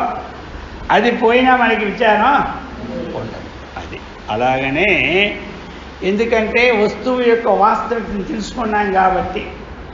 అదే వస్తువు సముద్రించిన రాయే, ఆ రాయి 10 కోట్లు అన్నాడు అనుకోండి, అప్పుడేమవుద్ది? ఆ లోపల వస్తువులకి మూల్యం తగ్గిపోద్ది, ఈ రాయికి మూల్యం పెరిగిపోద్ది. అలాగనే ఎప్పుడైతే అన్నిటికంటే పెద్దదైనటువంటిది ఆ బ్రహ్మము తత్వమసి మహావాక్యం ద్వారా మనకి మహారత్నముగా అవగాహన అయిందో అప్పుడు ఏమైపోతున్నాయి? ఇతరమైనవన్నీ కూడా గౌణమవుతున్నాయి. ఇప్పుడు ఈ సందర్భంలో ఇటువంటి సందర్భంలో అహం బ్రహ్మాస్మి అన్నటువంటి మనం చక్కగా ఉపాసన చేస్తున్నాం. ఏం చేస్తున్నాం? అహం బ్రహ్మాస్మి, అహం బ్రహ్మ చెయ్యాలి. ఉపాసన ఇది మనకు అవసరమే. ఇది మనకి అవసరం. ఎందుకు ఇది అవసరము? ఇది మనము ఆ బ్రహ్మమే అయిపోతాము కాబట్టి. ఇది మనకి మోక్షానికి ముఖ్యమైన వృత్తి కాబట్టి ఈ వృత్తి మనకి ఉండాలి. అర్థమైంది కదా? అవి గౌణం అంతే, తెలిసిపోయింది కదా మనక. ముఖ్య విషయం ఎప్పుడు వచ్చిందో అది లోన పెడతాం, గౌణ విషయం బయట పెడతాం, అంతే కదా. వాడుకోవాలి కాబట్టి. అలాగా ఇప్పుడు ఏంటంటే ఈ సందర్భంలో అహం బ్రహ్మాస్మి అనేది ఏదైతే బ్రహ్మానుభవం మనకు కలిగింది. ఏమి కలుగుతుంది? నేను బ్రహ్మమే, మిగతాది ఇది ఏమి కాను, బ్రహ్మమే నేను అన్న అనుభవం బుద్ధిలో మనకి కలిగింది. అంతే కదా, ఎక్కడ కలుగుతుంది అనుభవం? ఇది ఈ జ్ఞాన విషయం అంతా బుద్ధిలోనే అనుభవం. జ్ఞాన విషయము ఇంద్రియాతీతం, శబ్దాది విషయములో ఇంద్రియానికి సంబంధించిన అనుభవం. ఇక్కడ రెండు అనుభవాలు, శబ్దస్పర్శ రూపరసగంధాదులు ఉన్నాయి కదా. శబ్దము శివు ద్వారాగా లోనకపోతుంది కదా. ఏమి రూపాలన్నీ కూడా ఇవన్నీ ఒక విషయానికి సంబంధించిన అనుభవాలు. ఈ జ్ఞానం అనేది ఏమిటి? ఇంద్రియాలకు అనుభవం వెళ్ళి ఏమి బుద్ధిలోకి వెళ్ళేది కాదు. అర్థమైంది కదా. తక్కినవన్నీ ఇంద్రియాల ద్వారా గ్రహించి దాని ద్వారా మనస్సుని తాదాత్మ్య మనస్సుకి పంపిస్తాయి. అర్థమైందా? ఏదైనా సరే కొన్ని దానికి ఇష్టం లేకపోతే లోనకి పంపదు. వాడి ముఖమే చూడకూడదని అనుకుంటే ఏమవుతుంది? వెంటనే అది లోనకే ఆ రూపాన్ని వాడు ఇప్పుడు ప్రవేశింప చేయుడు చేస్తాడా? చెయ్యమని సత్యనా చెయ్యి. అసలు నా లోపల నుంచి అది తీసి పారేశానండి, ఇంకా నాకు సంబంధమే లేదంటాడు. ఇవన్నీ ఏమిటి? లోనకి వెళ్ళాయంటే అర్థం ఏమిటి? ఒక ఆధారాన్ని ఆధేయాన్ని రెండు కల్పించుకొని తన లోనికి పంపించిన విషయాలు ఇవి. ఏమి వీటి అనుభవం ఒకటి. రెండవది ఏమిటి? మనకి బుద్ధి ద్వారా గురు శాస్త్రజ్ఞులు విచారణ ద్వారా ఈ యొక్క శరీరం బ్రహ్మసత్యం, జగన్మిథ్య, మిథ్యా విషయాన్ని ఉపాసన చేసేటప్పుడు మళ్ళీ మనం మిథ్యా ప్రపంచంలోనే ధ్యానం ఎత్తి మిథ్యని సత్యము అనుకుంటూ మళ్ళీ మిథ్యాత్వాన్ని పొంది ఇలాగ పునరపి జననం పునరపి మరణాన్ని పొందుతూనే ఉంటాం.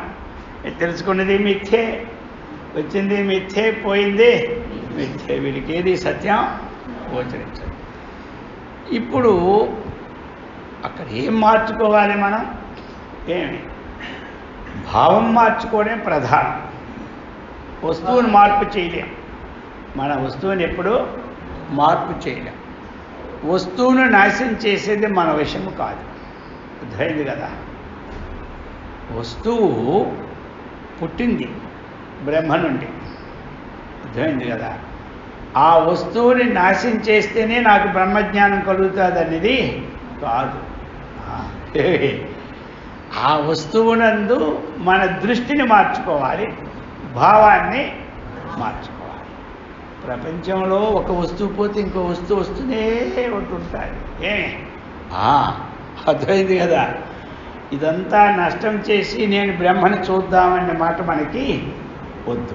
అందుకని ఏం చెప్పారు? దృష్టిం జ్ఞానమయం కృత్వా పశ్చేత్ బ్రహ్మమయం జగత్. అది అంతేగాని వస్తువు అన్నటువంటి తనకిష్టం లేకపోతే ఇంకోటికి ఇష్టమే పోయింది కదా. ఆ వస్తువును లోకంలో మనం తీకుంటే ఉండగలమా? తనకు పడదు మిఠాయి, అంతే. నేను మిఠాయిని లోకంలోనే లేకుండా చేస్తాను అనుకుంటే గుర్తుంది వాడు విషమా. అర్థమైంది. తనకు పడదు ఉప్పు, ఉప్పే లోకంలో లేకుండా చేస్తే ఇంకా నాకు గొడవ ఉండదు కదా అనుకుంటే అది వశం కాదు. ఆ ఉప్పు తనకి ముప్పు చేస్తుంది కాబట్టి ఏం చేస్తారు? ప్రకృతి వైద్యంలో పెద్ద బోర్డు పెడతారు, ఉప్పే సర్వానికి ముప్పు అంటాడు. ఆయన చెబుతాడు, ఉప్పు లేక రుచి పుట్టగా నేర్చున్నట్టయ్య భాస్కర అంటాడు ఆయన. భాస్కర ఉప్పు లేక రుచి పుట్టగా నేర్చున్నట్టయ్యా అంటాడు అక్కడ. ఇక్కడికి వస్తే ఏమంటాడు? లవణాలు అన్నింటిలోనూ ఉంటాయ్యా, కేవలం అదెందుకు, అదే నీ మొత్తానికి ఉప్పే సర్వానికంటే అన్ని వ్యాధులకు ముప్పు అంటాడు. సరే, అలాగా వస్తువుని మనం లేకుండా చేయలేం. ఆ వస్తువు నందు మనకేం చేయాలి? భావాన్ని మార్చుకోవాలి. అది వస్తు దృష్టి చేసి వాంఛ ఏడు ఉంది కదా, ఎవరన్నా పెక్కడాది అది కదా. అందుకు ఇప్పుడు మనము బ్రహ్మ వస్తువుని స్వీకరించాం. అందాక బ్రహ్మ వస్తువుని ఏం చేశాం? స్వీకరించాం.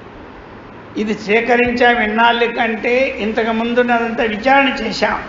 విచారణ చేస్తే అంత ఏమైంది? బ్రహ్మ సత్యం జగన్ మిథ్య అన్నటువంటి విషయం అన్నటువంటిది మనకి చక్కగా ఏమైంది? అవగాహన అయింది. కాబట్టి ఈ సందర్భంలో అహం బ్రహ్మాస్మి అన్నటువంటి వృత్తి మనకి వచ్చింది. మనకి ఇప్పుడున్న వాళ్ళందరికీ ఏమొచ్చింది? అహం బ్రహ్మాస్మి. ఇప్పుడు నేను ఆ బ్రహ్మమును అని వచ్చింది కదా, వచ్చింది. ఇటువంటి బ్రహ్మానుభవంలో ఇప్పుడు ఇక్కడ వృత్తి అనేది ఏమిటి? విషయం. వృత్తి అనేది ఏమిటి? ఇంతవరకు విషయ నిషేధం చేశాం. ఇది కాదు ఇది కాదని. ఏది వృత్తో దాన్ని ఏమంటాము? విషయం అంటాం. ఏది వృత్తో దాన్ని మనం ఏమంటాం? విషయం అనాలా, అంతే కదా. ఒక రూపవృత్తి వచ్చింది, ఏమంటాం? విషయం అంటాం. శబ్దవృత్తి వచ్చింది, విషయం అంటాం. కాబట్టి విషయం ఆ విషయాలే, అంతే. అర్థమైంది కదా. ఇప్పుడు ఇక్కడ బ్రహ్మానుభవంలో ఏమి అహం బ్రహ్మాస్మి అహం బ్రహ్మాస్మి అనుకున్నప్పుడు మనకి హాయిగా ఉంది. ఇందులో విషయం ఏమైంది? ఇప్పుడు బ్రహ్మమైంది. విషయం ఏమైంది?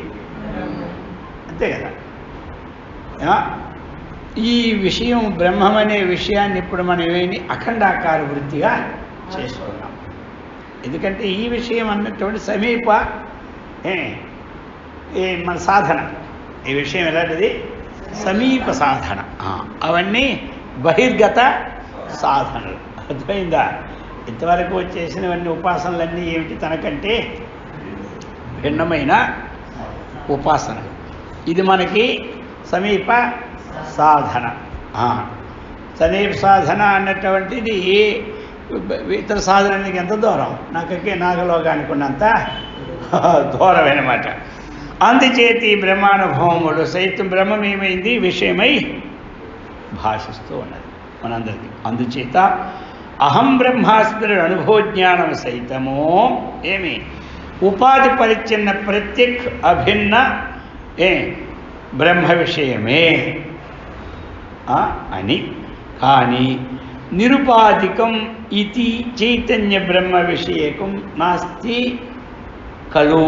అంటే ఇది మనకి ఈ నిరుపాధికమైనటువంటి కేవల చైతన్యమైనటువంటి బ్రహ్మ విషయమో కాదు కదా అని ప్రశ్న. ఇది నిరుపాధిక కేవల ప్రత్యేక అభిన్న చైతన్యం బ్రహ్మానుభవం కథం భవతి అన్నటువంటిది ఒక ప్రశ్న లేవదీస్తారనమాట ఇక్కడ. అర్థమైంది కదా. ఏమిటి అర్థం అంటే, ఇప్పుడు అహం బ్రహ్మాస్మి అనుభవజ్ఞానం అనేది ఇది విషయమా విషయము కాదా అన్నటువంటిది ఇప్పుడు మనకి ఏమి విషయమా విషయం కాదా అన్నటువంటిది. మామిడి పండు విషయమైంది, శబ్దం మంచి సంగీతమో విషయమైంది, రూపమో విషయమైనది. అలాగా నేను బ్రహ్మానుభవాన్ని పొందాను అన్నదానికి హేతు ఎప్పుడు విషయమే. ఇప్పుడు మీకు అర్థమైంది కదా. నేను అమృతాన్ని తాగాను, ఏమి బ్రహ్మానందాన్ని పొందానంటాడు. ఉదాహరణ చెప్తున్నాను ఏమా. కాబట్టి ఇక్కడ మనకేమైంది? అమృతం విషయమైంది. ఇప్పుడు నేను అన్నీ వదిలిపెట్టి అహం బ్రహ్మాస్మి అహం బ్రహ్మాస్మి అహం బ్రహ్మాస్మి అన్నటువంటి భావాన్ని పొంది అలా లేనవయ్యా. అర్థమైంది కదా. ఇప్పుడు ఇది ఏమి విషయమా విషయము కాదా అని ప్రశ్న ఇప్పుడు వస్తుంది అన్నమాట. మళ్ళీ దాన్ని పూర్వపక్షి ఏమంటాడు, నీవు అనుభవం పొంది అని అన్నప్పుడు బ్రహ్మము కూడా విషయమే కదయ్యా అంటాడు. నీవు విషయాతీతం అన్నటువంటిది కాలేదు కదా. ఏది ఉపాధితో ఉంటే అదేమవుతుంది, విషయం అవుతున్నది. ఏది ఉపాధితో ఉంటే అదేమవుతుంది, విషయం అవుతుంది. అక్కడ ఇది ప్రశ్న.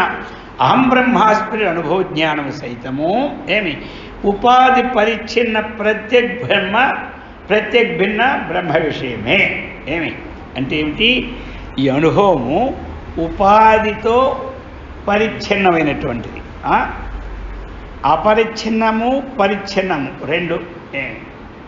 అపరిచ్ఛిన్నం అంటే ఏమిటి, వ్యాపకం కాని వ్యాప్యం కానిది ఏమిటి, వ్యాపకం అంతటా ఉన్నదాన్ని ఏమంటారు, అపరిచ్ఛిన్నం అంటారు. కొద్దిగా ఉన్నదాన్ని ఏమంటారు, పరిచ్ఛిన్నం అంటారు. అర్థమైంది కదా. పరిచ్ఛిన్నం అనేది ఈ గదిలో, అపరిచ్ఛిన్నం అనేది ఈ గది విడిచిపెట్టి ప్రపంచం అంతా. అది అలాగా ఇక్కడ అహం బ్రహ్మాస్మి అనుభవ జ్ఞానము సహితము ఉపాధి పరిచ్ఛిన్న ప్రత్యేక్ అభిన్న బ్రహ్మ విషయమే. ప్రత్యేక్ అంటే ఏమిటి, ఇంద్రియముల కంటే అభిన్నమైనటువంటి బ్రహ్మ విషయమే. అంటే ఇక్కడ ఏమొచ్చింది, నీవు అహం బ్రహ్మాస్మి వృత్తి కూడా విషయానికి సంబంధించిందే కానీ విషయాతీతమో కాదు అనేది అర్థమైనమాట. దాని భావం ఇది. ఎందుకంటావా, కానీ ఇప్పుడు ఏదైతే నిరుపాధికమైన చైతన్యం బ్రహ్మ ఉంటుందో అది విషయమా విషయం కాదా అనే ప్రశ్న వచ్చింది అనుకోండి. నిరుపాధికమైన బ్రహ్మ చైతన్యము విషయమా విషయం కాదంటే అది విషయం కానే కాదు. ఏమంటారు, అది విషయం కానే మరి కాదు. నిరుపాధికమైన బ్రహ్మ విషయం ఎప్పుడు కాదు కదా. మరి అది కానప్పుడు నిరుపాధికి కేవలం ప్రత్యేక అభిన్న చైతన్యమైన బ్రహ్మానుభవం ఎత్తు కలుగును.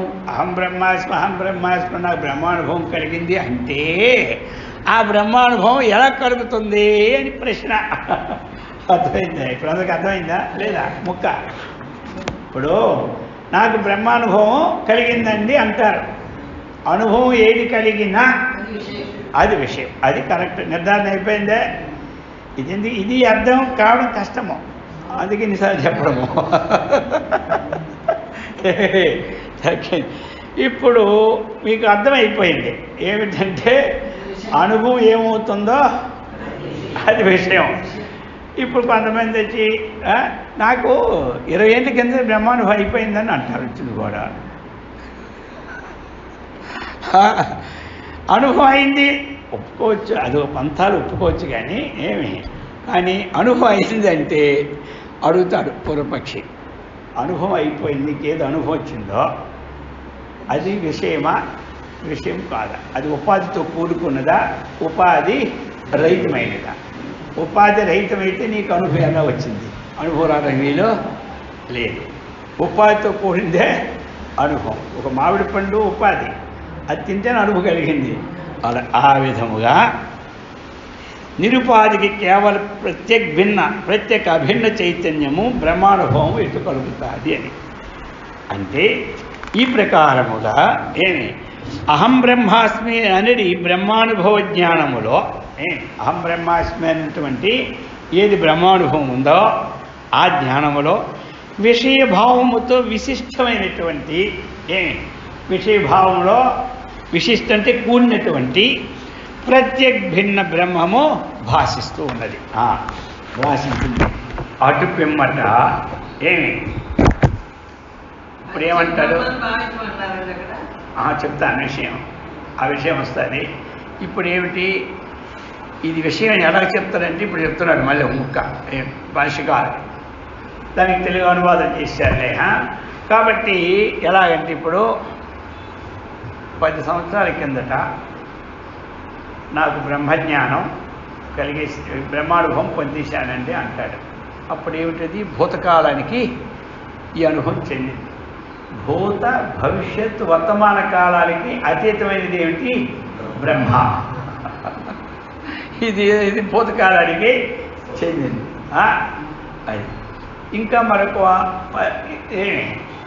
ఒక 20 సంవత్సరాలు పోయిన తర్వాత బ్రహ్మజ్ఞానం కలుగుతుందంటే అప్పుడేమిటది భవిష్యత్ కాలానికి చెందినది.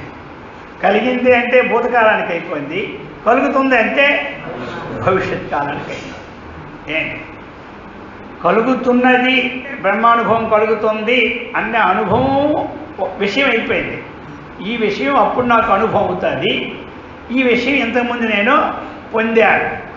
అది పొందినది అన్నది కూడా, అది పొందబడేది అన్నది కూడా అది విషయమే. అదేంటది విషయమే, అది అన్నమాట.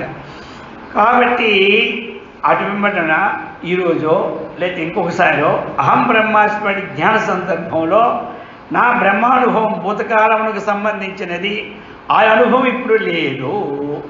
ఏమి కనుక అహం బ్రహ్మాస్మి ఈ జ్ఞానము స్మరణము. ఇదేమిటిది స్మరణం.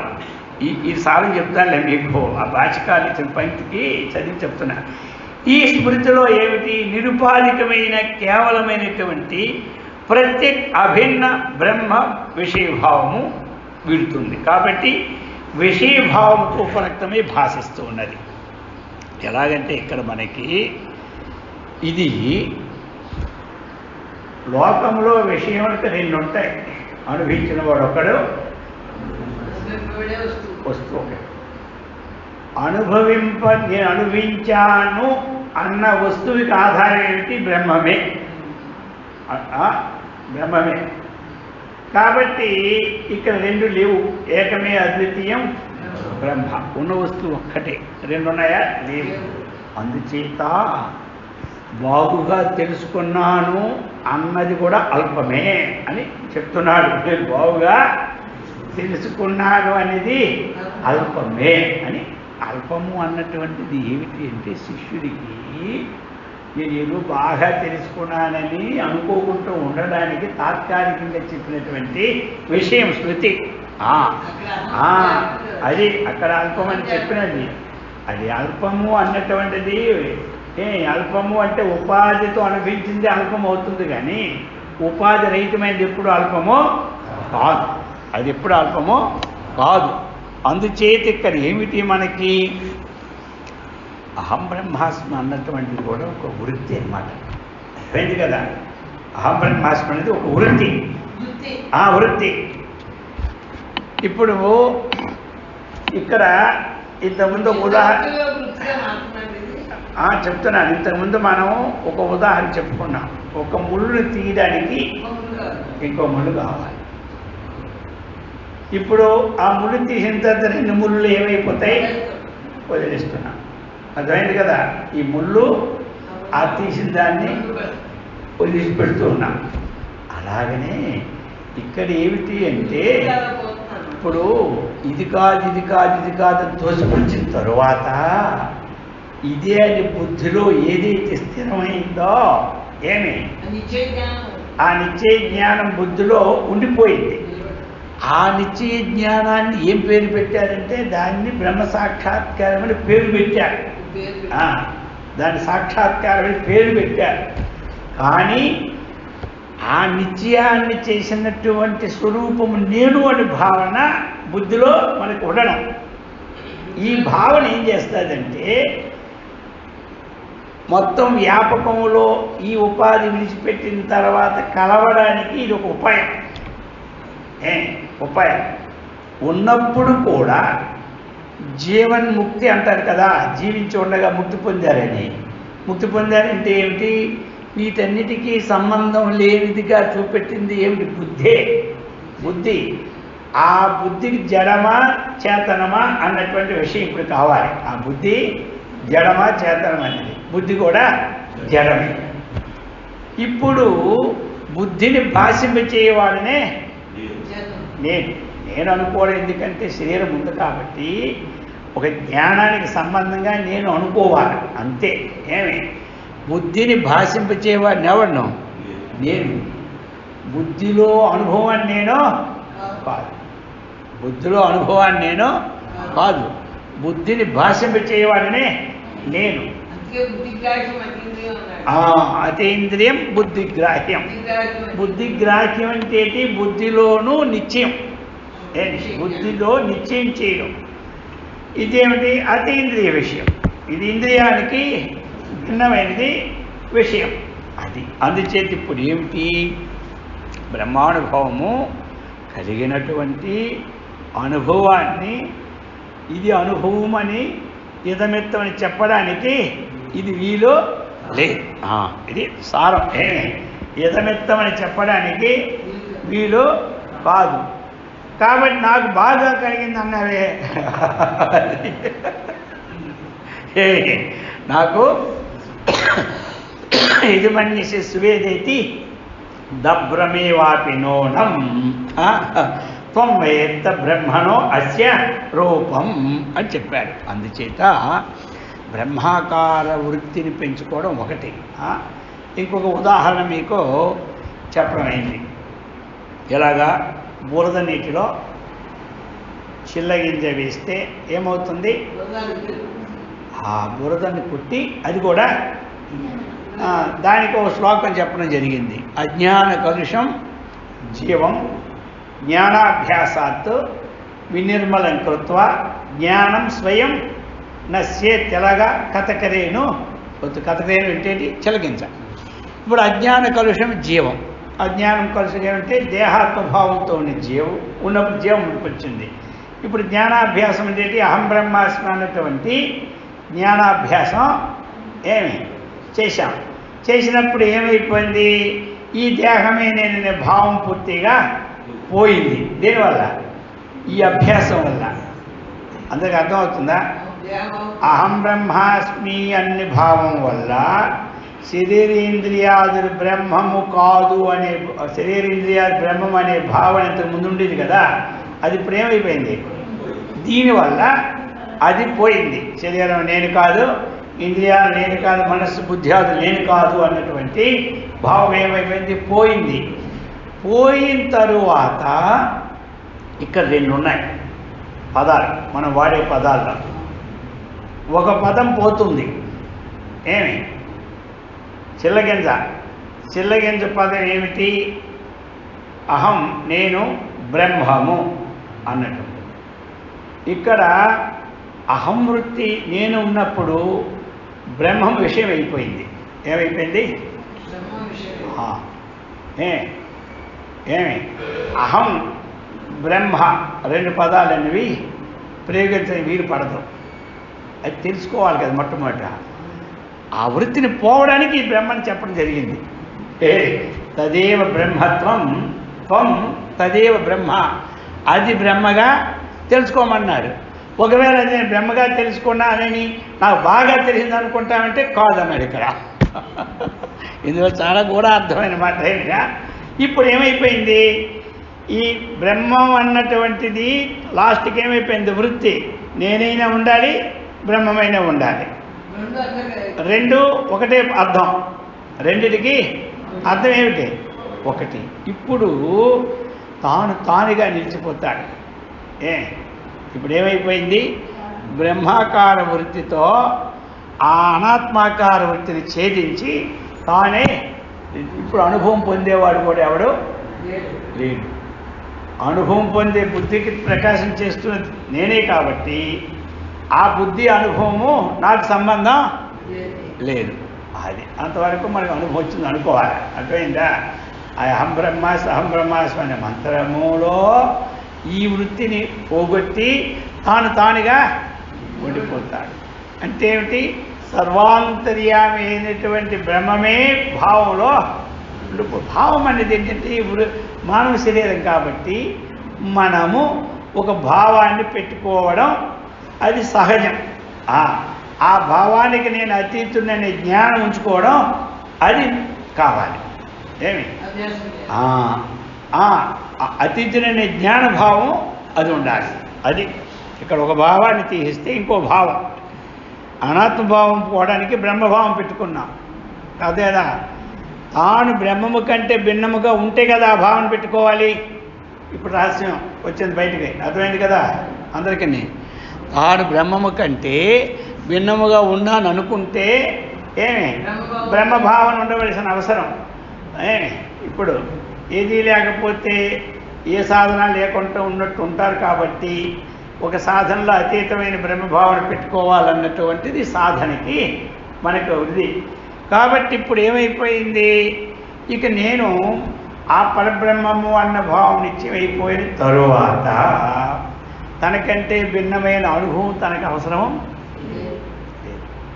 తనకంటే భిన్నమైన అనుభవం తనకు అవసరం లేదు.